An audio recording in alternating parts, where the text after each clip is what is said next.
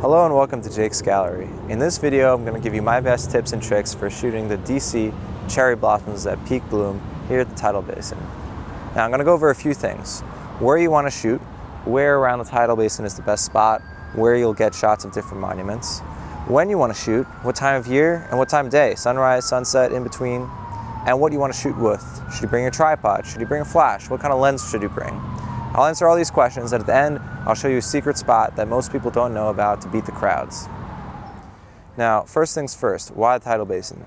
Tidal Basin is the best because it's surrounded by cherry blossom trees. Whereas other parts of DC, there are cherry blossoms scattered among other types of trees. Here, pretty much 90 to 99% of the trees are all cherry blossom trees. So it's really wonderful at peak bloom when everything is white or shades of pink. Now, the first thing you want to know is when to come, and this is something very, very basic that some people even get wrong. The cherry blossoms bloom for give or take a week out of the year. A week. It's not the entire season of spring. Some people think, oh, I'll just come sometime in March or April and I'll see them. That's not how it is. The leaves fall off after about a week and then all the cherry blossoms turn green. The two trees you can see behind me are both cherry blossoms, but now that it's been about 3 or 4 weeks after peak bloom, they have green leaves. So, time of the year. Check the National Park Service forecast for peak bloom and plan accordingly. It's going to be hard to judge it ahead of time if you have to book plane tickets or train tickets to get into town, so you'll have to play it by ear. Now, the next thing you want to know is what time of day to come to the Tidal Basin, and there's only one answer to that. It has to be sunrise. It has to be sunrise because that is the time of day when there are the fewest number of people here at the Tidal Basin.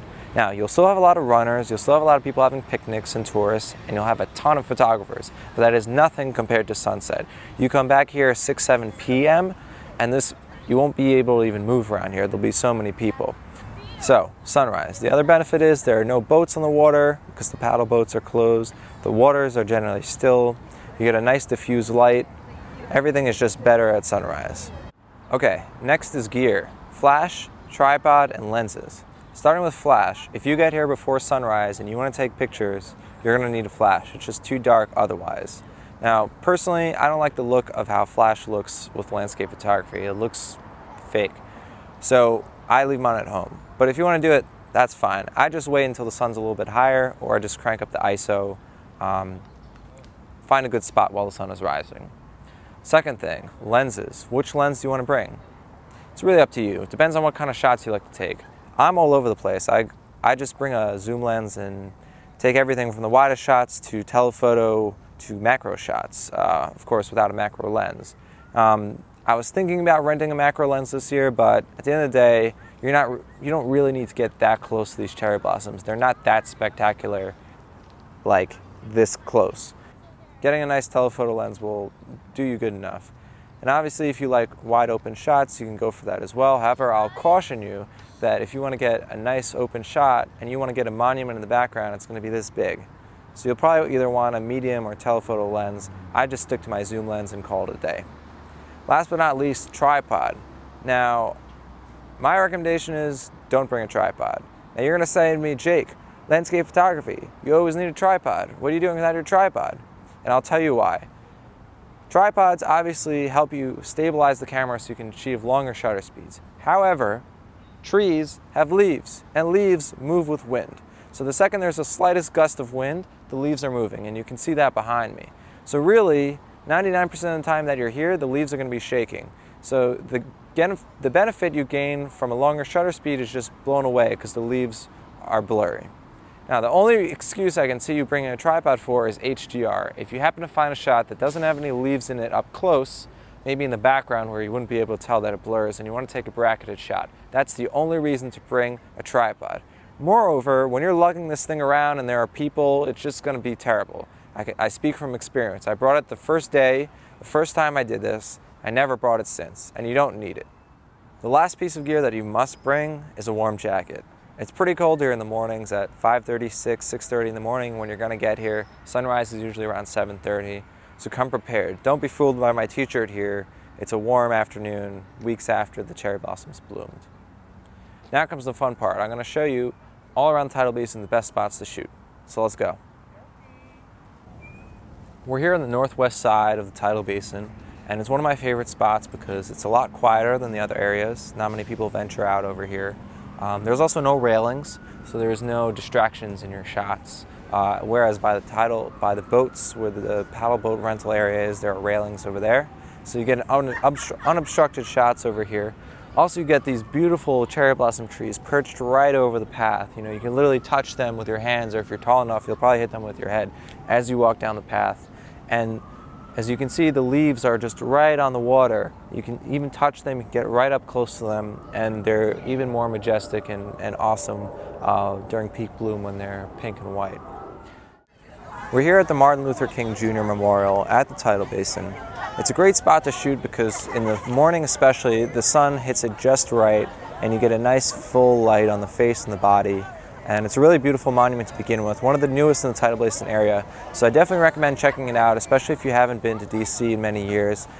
This probably wasn't here the last time you were here.